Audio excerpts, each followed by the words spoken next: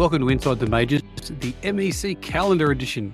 Whilst it's still 3 months until the inaugural season launches, we're really excited to announce the circuits and dates for the season on the podcast, as well as tell you about some additional benefits that Majors members can get from a new series partner.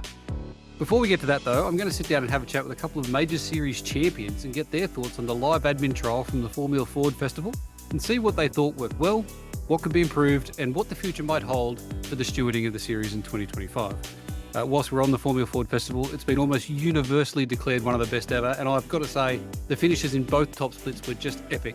Pacific was decided by 0.09 of a second after 20 laps. Congrats to ITM interviewee Christian on his win.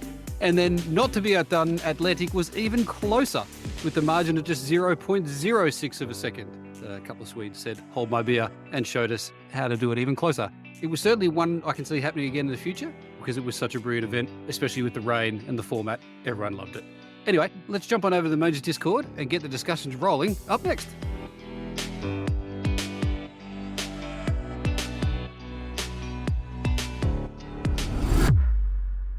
The latest round of the Major Series, the Formula Ford Festival at Brands Hatch, saw the introduction of live admins to the racing. The intention is to have live admins for at least top split, perhaps second as well, in all the races in 2025. But ahead of that, we wanted to start testing the process and the rule sets to iron out any deficiencies and learn a bit about what works best for everyone. That's exactly what we did at the last round, and I want to thank those who joined me in officiating across the two events. We certainly learned a lot in doing so, had a little bit of fun as well. And joining me today for a review of how the live admin worked and to discuss what might be possible avenues for the officiating in the future are two very recognisable Major Series competitors.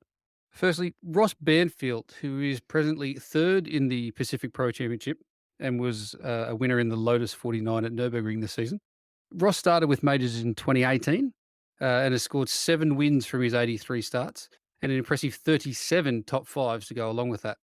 He was also the Atlantic Region champion last year, so he's certainly one of the best in the business. Ross, welcome to Inside the Majors, and thanks for offering to share some of your thoughts and ideas with us today.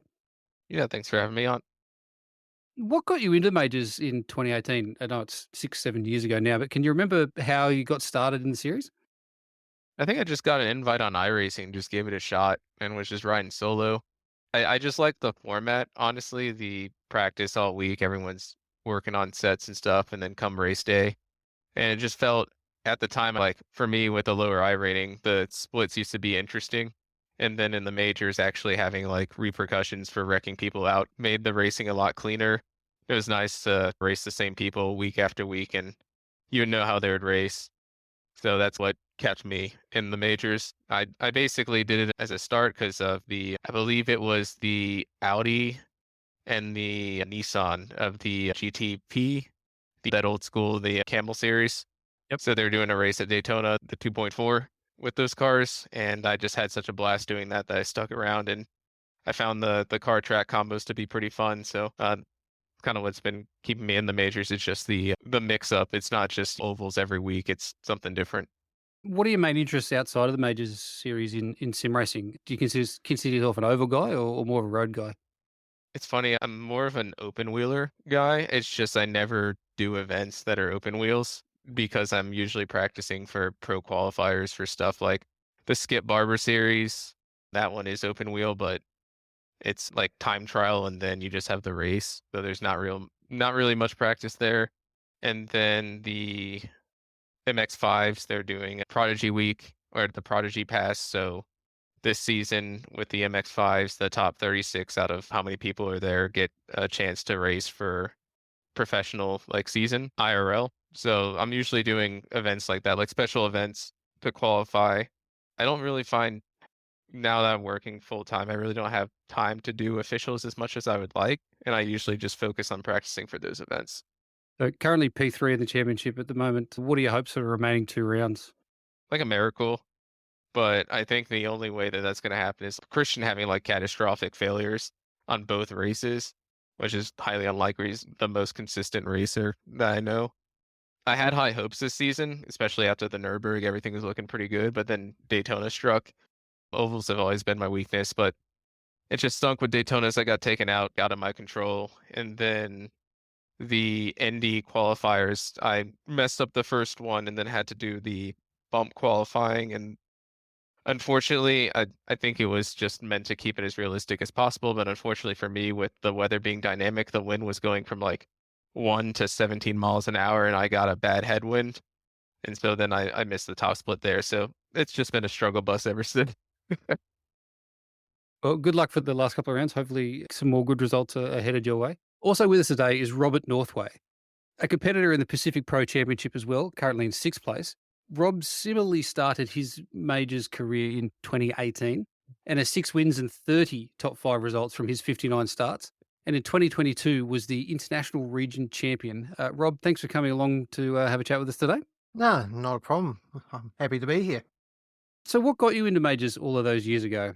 Um, saw advertisement for the international region, and I've always been someone who just likes different formats, different types of cars, just doing all round racing, and it just dragged me in pretty quickly. The concept. Have you ever done any real world racing? Actually, no, I haven't. I'm a pure 20-year sim racing veteran, bar a couple of small little local gymkhanas. I've never really done any proper motorsport. And in the real world, what's your favourite series to watch?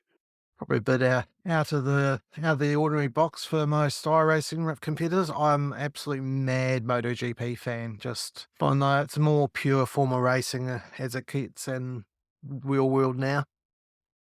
Similar question to what I asked to Ross. What are your hopes for the remaining 2 rounds of the championship in 2024? My main goal going into it was actually just to compete every round. These days, I've got 2 young kids and family life. Back playing some ball sports again, so just trying to find the time to make every round was my main goal.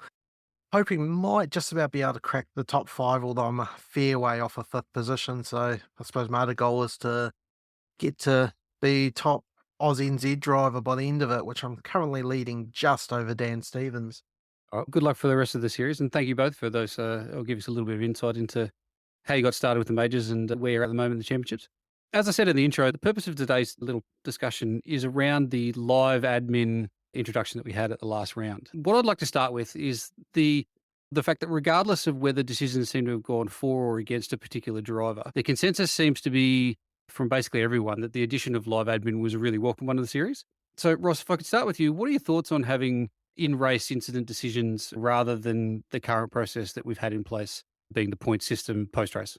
I think it's great overall. It just there are some things where it still wouldn't fix it if you're dealing with open wheels like F1 and someone bumps you and it breaks your steering. Even if you get the max penalty, as long if they're scot free, they're just losing X amount of spots. So there's definitely some tweaking for the balancing of it. I think it was a great start though, and my only other complaint is there's no way to just give them like 1, 2, 5, 30-second slowdowns or whatever, because it can sometimes feel a little unbalanced based on how far your person is that you need to let by. So, for example, if someone's just like less than a half second away, then it's going to be a lot less than if you're 5 seconds. You have to hold that. Yeah, definitely. I think one of the constructive pieces of feedback that we've had, and Rob, I'd like to get your thoughts on this in particular, was the consistency of penalties. One of the elements that we tried in this round just gone was the drop back idea, where a driver was told to give up a certain number of positions as a penalty for an incident. That was the most lenient of penalties that was made available for the stewards to use. There was some guidelines given beforehand to the stewards, so that they weren't just making this stuff up as they went. And it was intended to reflect the process that they use in IndyCar and MotoGP sometimes. So the consistency or the lack of it seemed to have been a little bit divisive. So, Rob, can you share your thoughts on why you think perhaps that didn't work so well?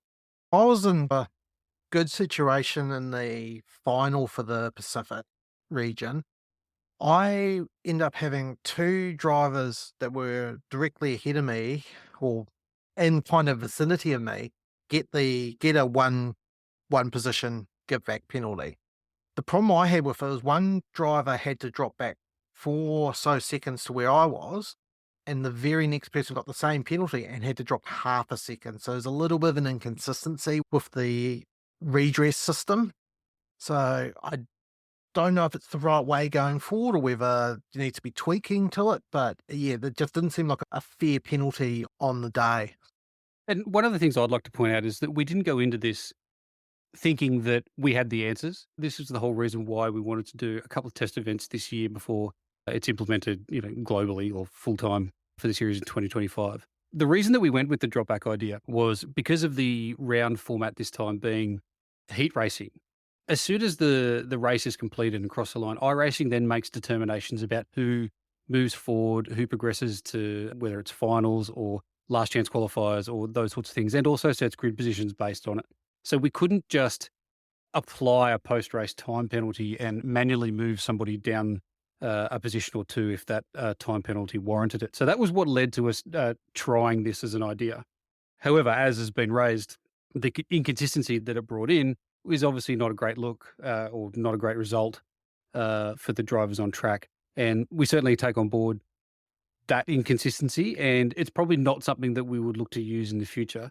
Although it does raise an interesting point about drivers receiving the same penalty having the same influence on their result. As you said, Rob, you had two drivers given the same penalty, cost one roughly half a second to fulfill that penalty, and another over 3 seconds.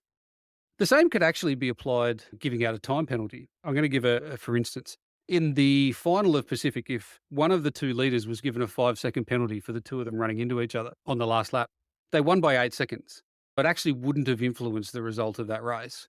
Whereas if either of the two of you were given a 5-second penalty, it would have resulted in several positions lost because of where you were at. So I'd like to get both of your thoughts on the inherent inconsistencies or injustices of giving penalties live in a race where it doesn't matter whether it's time, positions, so forth. There's always going to be some people who are going to feel more hard done by a penalty than others. Rob, what would you say to the fact that there's always going to be some people more harshly impacted by the same penalty than somebody else would be? Yeah, there was always, it doesn't matter what penalty system you use, it's always going to hurt. I mean, take an oval race, you get a penalty in the opening 10 laps, it's going to hurt way less than the penalty in the last 10. So you're always going to have that to a certain extent. I wonder if, say, for example, a redress, a fairer option is you redress to the car involved in the incident, because then, yes, sometimes it'll be more or less, but you're getting the same penalty the innocent party got. That sort of thing I wonder. But deep down, yeah, no one's ever going to be 100% happy. And part of me just wants to minimize that, especially from the team's point of view, the admin team's point of view. You don't want to stop as much drama as possible for you guys. And whilst I certainly take the point that redressing or suffering the same consequence or the same delay that you've caused on somebody else as being just, equitable, fair, whichever way you'd like to call it, that's not something that happens in the real world, right? So using Formula One as an example, you nerf somebody off the circuit on lap 1 or lap 2, they end up at the back of the field and you're given a 5 or a 10-second penalty. That's never going to redress exactly how far or how much time that car has lost. So it's going to be very hard to do from a consistency perspective or an admin perspective to be able to look at things that way. Another point that I'd like to raise is the way the live admin process was done in this round. There was no chance to appeal. A person or a driver was able to request a review of an incident. Race control made a determination, and then a penalty was issued if they thought that it needed to be. So, Ross, what would be your thoughts around not having a right of reply, if you like, as somebody that's been in an incident? Yeah, this is one that's interesting for me because I was on the negative side of that one, and the fact that I couldn't protest and say, "Look, like we're in the S's of that turn, and with the water, right where he came across my nose is right where the grip dies." And so when I hit the brakes, I went off. Like we both went off. There's nothing more I could have done there. So I couldn't protest. I just had to take it, and then I had to slow down for a guy who was about 6 seconds back, let him pass and then pass him again. And from letting him pass and then passing him again, I probably lost another 3 seconds. I just think not being able to counter protest, I can see it because like when you're like talking about those heat races, you only have maybe 10 minutes. So you can't be reviewing every single one. So I get the no counter protest, but I also would probably have maybe more training on the marshal side to be able to tell where it was how much fault lies in the person who made the contact. Like in my case, you could see I slowed down before I touched them. So it wasn't like I drove through them. You could see that from the rain and me holding the wheel straight, I was doing everything in my power to keep us from hitting. So I think having people just be able to review it a little quicker and also look for those subtle nuances may help. in the future. And then the other thing that I recommend is that some of us don't have like voice chat turned on at all. And so for one of our teammates, we had to call out when he got a penalty because he couldn't hear anything. And I could barely hear when I was driving that I got a penalty. I had to listen twice for that one. So maybe we should utilize text as well. So that way you can read it real quick instead of squinting or trying to tilt your head to one side to hear. Did they say 7-7 or 7-7-7? Yeah, so the intention was all race control comments were also supposed to be textualized. However, what we realized just prior to the session was if we enter as spectators only, even if you have admin privileges, you cannot text to everybody. Mm. And so that sort of caught us out. And we also didn't want the race control volunteers to join as drivers because then that would have impacted both the broadcast graphics and also because this was a heat progression format, would have then influenced the number of drivers that would have been progressed from one stage to another. Even though they wouldn't have taken to the circuit, iRacing would have kept gridding them for heats and last chance qualifiers and that sort of stuff. So we got caught a little bit on the hop with that one this time. Certainly the intention in the future is to have all of the race control directions in text as well, but that's going to require having them in as a driver as well. For a longer, like a single race format, long races, things like Daytona 500, or whatever it is, that's no problem. You just have somebody that registers as a driver and on they go. Circuit racing next year, where we've got manually driven safety cars, I see those drivers can be utilized for text as well. It's good feedback to have that audio alone isn't going to cut it. We hadn't meant it to be that way, and now we know that it certainly can't be that way. So yeah, it's certainly something that's been taken on board and something that we'll look to do in the future. On the appeal side too, I've had this idea, and I'd like to get both of your thoughts and comments on this. The idea being, if we're to give out time penalties in races in 2025, giving people the option to either accept the time penalty and serve it in race, either by a penalty box in the pit lane somewhere where they can serve it, then inform race control, I've just served my penalty, tick that box, or whether there's a way we can add time to a pit stop that isn't punitive, like 43 seconds or whatever the default one is in iRacing. So whether we could add it to somebody's pit stop. So giving the driver the option to just accept the penalty and serve it, which might be beneficial, particularly on ovals where there's likely to be, say, yellow flag periods where, in a sense, they serve their penalty, but then they're going to get a chance to catch back up. Or they could say, no, I intend to appeal that. I'm not serving the penalty in race, which would automatically push it to a post-race review and the penalty applied to the end of the race result. Obviously, if the race ended under safety car and you had a 5 or 10-second penalty, that's going to drop you a lot of positions if you're unsuccessful in your appeal. But maybe that's if you're confident enough that you haven't done anything wrong, that's a chance you're willing to take. So I'll put a lot of ideas all at once out there, but Ross, I might start with you on this one. What would be your thoughts to giving drivers an option to push a penalty to post-race to appeal by choice? Yeah, I think that's interesting. It just depends on the format since the majors does so many different series.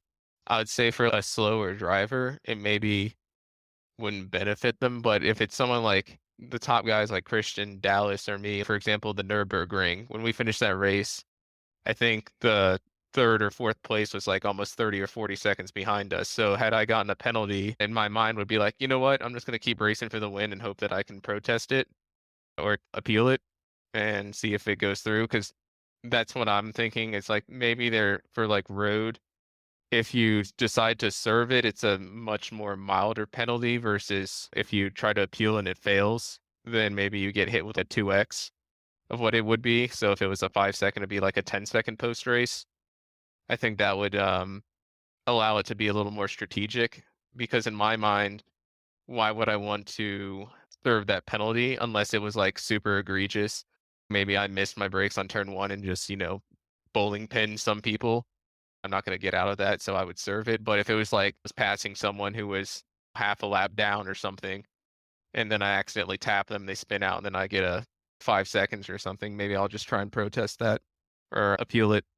So I think there needs to be a little bit of, hey, you can either take a lighter sentence now or try to appeal it, but if it doesn't go through, then it's going to be double.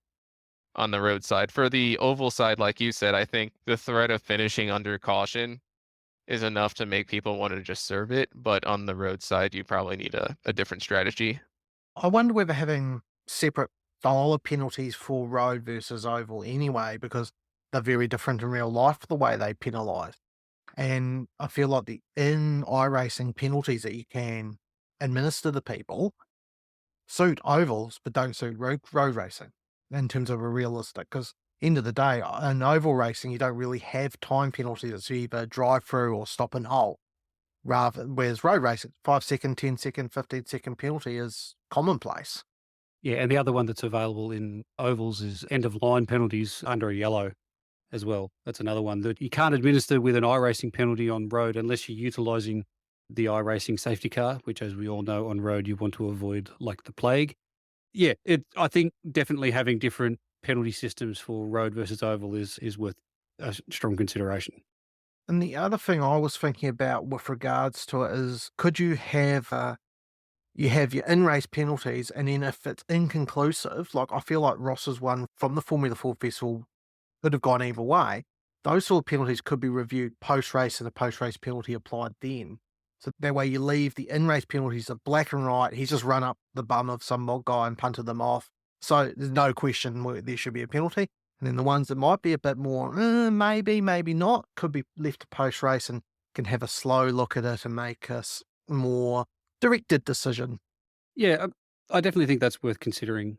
Again, I think we were blinded would be too harsh, but we were so cognizant of the heat format at the Formula Ford Festival. I think that might have made us or made the admins a little trigger happy in terms of trying to get all of the potential penalties done and served within the race so that it didn't impact the next stage, which I think is, in retrospect, probably wasn't the way to go. I think more post-race penalty, post-race review, like you said, for those ones that aren't 100% clear, cut and dry, is probably the way that we need to take this in the future.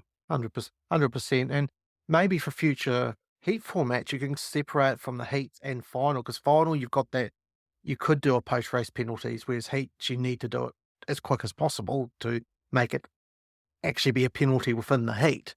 But yeah, maybe future heat races, the final could be done post-race as well. The advice or the structure that was given to the admin team for the round had 5 levels for them to identify, ranging from racing incident, no further action, all the way up to something deliberate, which might require a possible disqualification. And then obviously there was 3 levels of penalty that were in between that. Ross, what do you think in terms of having set penalties for set incidents? Do you think there should be, in a sense, a table that everyone's aware of if you do X, the penalty will be Y? Or do you think there needs to be a level of flexibility or discretion in terms of what they're actually going to apply to a driver? I think you can meet in the middle and give it a range. So you can say, for example, contact with off track can be like a 1 to 5 second. Contact leading to spin would be like 5 to 10 second. So as long as it's like a range like that, I think that's a good middle ground. The problem is with racing is that almost nothing's black and white. There's always circumstances to it. Sometimes there's net code. Sometimes, like with the rain one, people just aren't expecting the line to wash out like that, and you get contact. So it's just all circumstantial. So that's why I think a range would be more appropriate, because then you could, if it looked like there's a little gray area, like maybe they tried to save it, or maybe there's a little net code involved to give them the lower penalty. And Rob, I'll throw this one your way. In terms of the result of the incident, so obviously somebody can do the exact same thing and can result in a driver running off the circuit, coming back on and losing a position or two in a couple of seconds, or somebody can make essentially the exact same mistake or move, and just because of the way, the physics rolls in iRacing, that car can end up with a meatball or in a fence or essentially out of the race. If the move or the error is the same in both of those cases, but the result is different, should the result of the incident be included in the penalty determination, do you think? In 99% of cases, no. I think you got to penalise the action, not the result. Unfortunately, especially with iRacing physics, you can have the same little contact to the rear of the car, guy runs wide, next one he spins out, next one he flies off into the stands, and it can be the same level of contact. So I feel like the infraction has to be the one penalised, not the result. Yeah, it's definitely an interesting one. Of a similar vein, and I'll throw this open to both of you, and then we should probably wrap this up because I know that there's other things going on in all of our lives.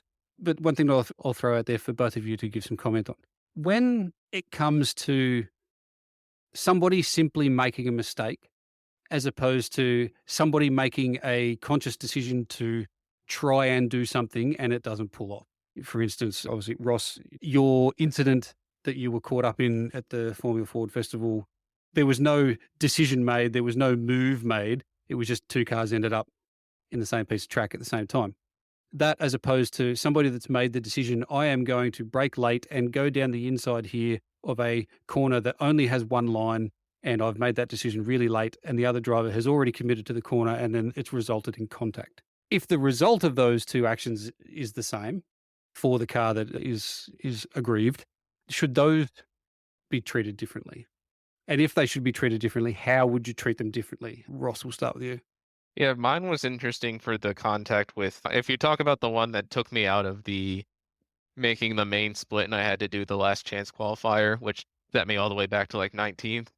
That one, what I think made me mad was it wasn't so much, it was a little bit of overdriving, but then the person rolled on the brakes to get off the track.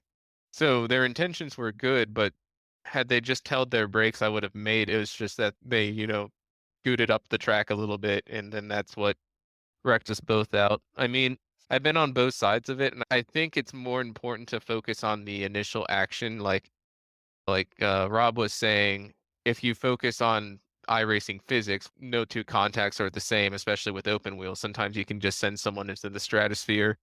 But when I'm racing people, especially in the pro qualifier stuff, we're all aware that when you make contact, it's a coin flip of will you flip over, or will you just spin out, or will it just be nothing? So we keep that in mind when we make those moves, and we assume the worst when we do. I would always go with the action. So if I see someone sending it up on the inside and they make it stick, great. But if they hit me and I get pushed off, or worst case scenario, get a meatball flag, then yeah, that needs to be punished because you made that decision as premeditated to send it on the inside.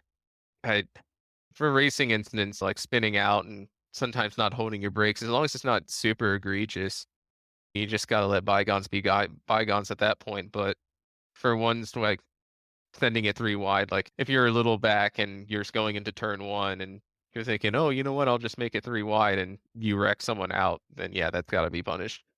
Yeah, there's definitely a difference between shit happens or someone just doing something shit. Yeah, Rob, you got any comments on that one? You got to punish what's happened regardless of intent, whether, but that's where potentially the level of penalty could come into it. Say a mistake with no intent, but just a simple mistake, you still could punish them, but that could be like a 5-second penalty. Whereas if someone turning their brain off and just sending it and causing a similar accident, but it's absolutely silly, then you might look at maybe a 10 or 15-second penalty. I don't know if it's the right idea, but it's just the thought I had going through my head when Ross was speaking about it was potentially you could do your punishment based on what you might see as the intent or the level of stupidity. That could involve some very long penalties if we went down the road of trying to measure the level of stupidity in some cases. And I've been on the wrong side of that before as well. I am not perfect. Yeah, look, I think there's some really good food for thought that's come out of this discussion. And I'd welcome any feedback from anybody listening in the Discord, in the ITM General or ITM Questions channel. If this has prompted any thoughts or ideas or feedback that you want to provide to the series, please do share it. As I said, both in the main series Discord and have repeated in this podcast, we didn't go in thinking that we already had a perfect system. We're looking to learn. We're looking for ideas. You're not going to hurt anybody's feelings by saying we did this wrong or we didn't do this as good as we could have. We know that it wasn't perfect and we're looking to make it better every time that we go out there and do it. So we really would appreciate any thoughts and feedback that we've gotten. Certainly, Rob, Ross, really appreciate your feedback and thoughts and time to have a discussion around it today. And also, obviously, what you provided immediately after the event as well. So thank you both for your time and for your thoughts. And I will, again, wish you good luck for the remaining 2 rounds for the year.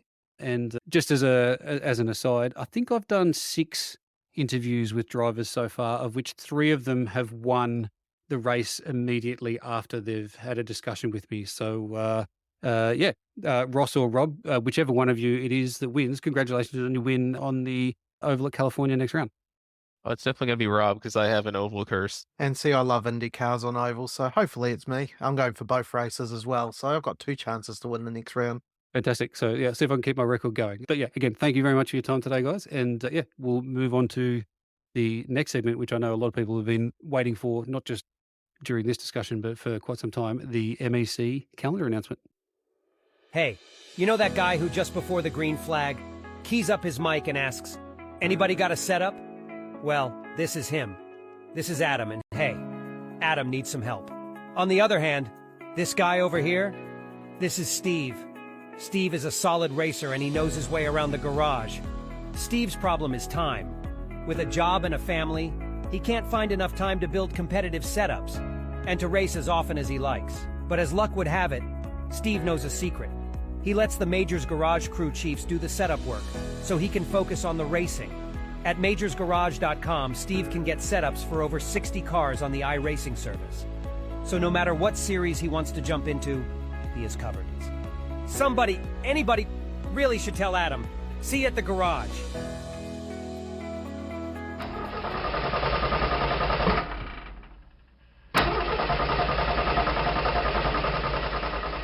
As I mentioned in the intro, we are really pleased and excited to share with you the 2025 MEC calendar. And by we, I don't mean that I'm having a schizophrenic episode, because I'm really happy to say that I have joining with me for this announcement, Richard Mayer from Sudspeed.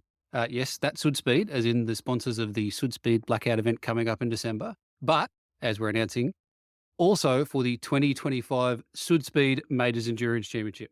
So, yes, Sudspeed have come on as the title sponsor for the series as well.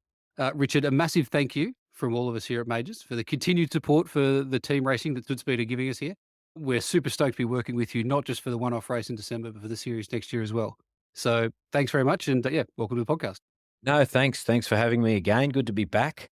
And look, we're thrilled to be involved as well. Endurance racing is something that both Chris and I absolutely love. One of the best forms of motor racing. I think there's so many different elements, and it's great that we can do it on the sim. iRacing provides such a good platform, and you guys do such a great job with the Majors 24. So it'll be great to see the Majors Endurance Championship and how that pans out with some different circuits and some different race lengths. Very excited. Now, before we get into the calendar itself, as it happens, the timing of this announcement today, and I promise that this was not by design, happens to coincide with something really cool from Sudspeed going on at the moment. Would you like to tell us a little bit about that before we get to the calendar itself? Yeah, look, we have just released some cool new designs. Been a little while coming, but we're about 12 months into our Sudspeed journey, a little bit over, and today's actually the final day of our birthday sale. We've just had a little sale, but we do have 3 awesome new designs, which you'll see if you go to sudspeed.com. We've got a nice bright pink design and a beautiful British Racing green design. And then the most exciting, I think relevant in this circumstance, is our blackout glove, which is coincidentally and celebratorily, is that even a word? Lined up with what we're going to be doing with the Majors at the end of the year. Really excited to have that. As you said, your 1-year anniversary sale probably will have ended by the time this podcast goes out. However, the association with Majors and Sudspeed isn't going to just be a name on the front of the series title. There's something else good that's going to also join us together moving forward for anyone who might become a customer of yours. Yeah, absolutely. Look, we're really thrilled to be on board with you guys at the Majors, but we are going to be setting up a perpetual, dare I say, an ongoing discount for the Majors community and anyone else, mind you, which will provide a nice little discount if you want to get yourself some gloves or anything from our website, but also chuck a little bit of money towards charity. So I know Majors is a massive supporter of various charities, and they have been for a number of years. You guys do some great work there, and we just want to try and give back a little bit. Community is what makes this sport, this hobby, whatever you want to call it, such a good thing. And I think helping out a charity is always a great thing to do. So we want to chuck a bit of cash towards some of the Majors supported charities off the back of sales. Give you guys a discount out there and throw a bit of money towards a good cause as well. So anyone that purchases gloves from Sudspeed or any of the other products that are available using the code MAJORS at the checkout will receive 10% off. Plus, there'll also be a 10% of the purchase price kickback to the pool of charities that Majors collects money for during the year. Anyone that's been around Majors for more than a year or two will remember we used to have a different charity per round. Now we just have a number of charities, and all of the extra attempts at qualifying through the year get pooled and then distributed evenly amongst that group of charities. So thank you, Richard, for helping contribute with a little bit back to that pool of money and for the charities as well. Yeah, no, absolutely. You're very welcome. We're glad to be involved with that. Anything we can do to help out. Okay, so on to the calendar itself. The series will be 5 rounds, as we've trailed before, opening with a 6-hour race, then 3 4-hour events, and then the finale of 8 hours. The original plan was to start this in January. However, with what we are anticipating, perhaps a little bit of inside intel, what the special event calendar might look like from iRacing, as well as real world things that are going on in January, we've decided to push the start to February.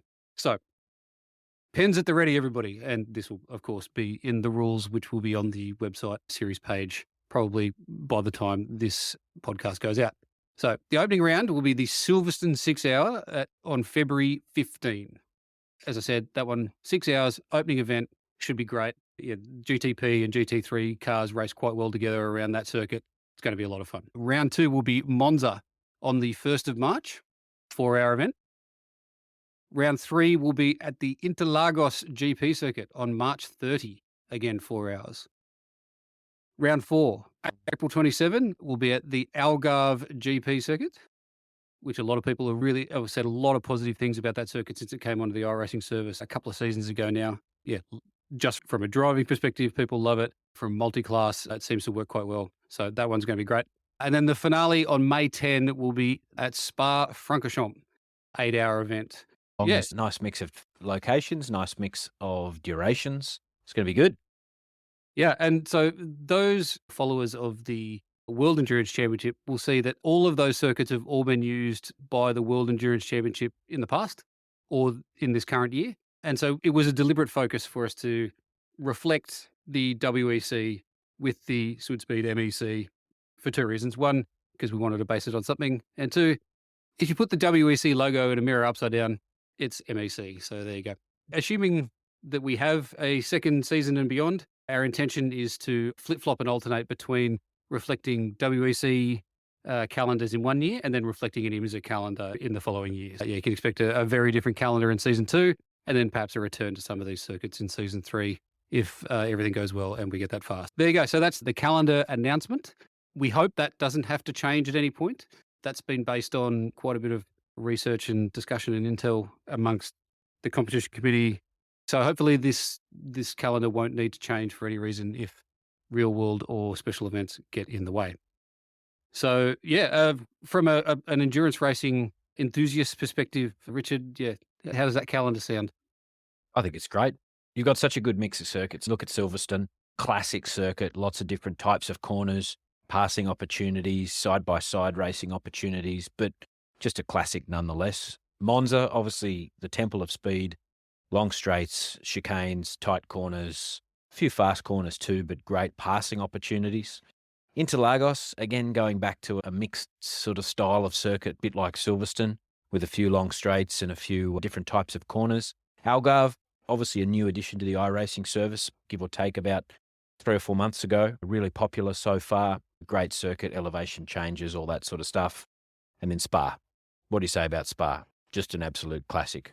Probably a lot of people's favourite circuit, I think. Just such a good mix of corners again, long straights, and second to probably the Nordschleife. I think a lot of people would say Spa's certainly up there as far as the best circuits in Europe or even in the world. It's definitely one that gets a lot of support for any series that's there in iRacing, and with good reason. The other thing too, also all great for multi-class racing. Long enough lap times, plenty of space too. They're going to make multi-class racing enjoyable rather than trying to hunt a couple of IMSA cars around, let's say, Long Beach or something like that. Well, stay tuned for season 2. I'm waiting with bated breath. Yeah. By the time this podcast goes out, the rule set and some more information will be on the website on a new dedicated page. The structure of the website is going to change a little bit as we've got different series and things running out of the same website. The link will be in the podcast description. It's majorseries.com/series/MEC for anyone that isn't reading it or isn't able to see that. So the full rule set, everything including team registration, how driver ratings is going to work, how the divisions are going to work between elite, driver and sports classes. So all of that information will be on the website for people to have a look at. We are still 3 months away from the series kicking off. However, what we'd really like is for people to have a look at the rule set now. I am not a professional rule set writer, and the document is long and extensive, and we think, or we hope to have covered everything off. However, if there's any holes or any bits of contradiction or things that aren't very clear within the rules, more than happy for people to reach out in the Majors Series Discord, and so we can clear things up, fix things up where we need to, or have discussions around what the community would like. So keep an eye out for that. Have a look, go and have a look, have a read. It'll take you more than 5 minutes. It's not a one-pager. But yeah, do go and have a look through that and get a bit of a feel for how the series is shaping up. And yeah, do feel free to come back to either myself through the Inside the Majors channels or in the general channels within the Majors Series Discord. Yeah, I'm not going to go through any rules or any of the specifics about it today, but go have a read, get excited, we're excited. And yeah, it's going to be a great collaboration with Swoodspeed as well. So yeah, Richard, again, thank you for your support. And so yeah, it's going to be really exciting times. Yeah, thrilled to be on board. I suppose the biggest question for us now, prototypes or GT3 cars, which one? So many things to think about.